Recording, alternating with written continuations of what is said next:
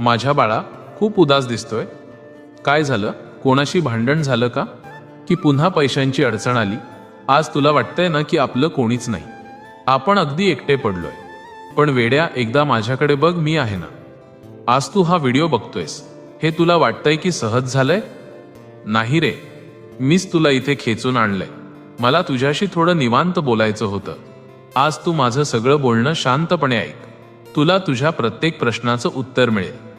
तू किती दिवसांपासून म्हणतोयस ना, स्वामी एकदा अक्कलकोटला येऊ द्या, पण काही ना काही आडवं येत होतं. कधी पैसे नव्हते, तर कधी घरची कामं. तुला वाटतंय की तू येऊ शकला नाहीस, पण खरं सांगू, मीच तुला थांबवून धरलं होतं.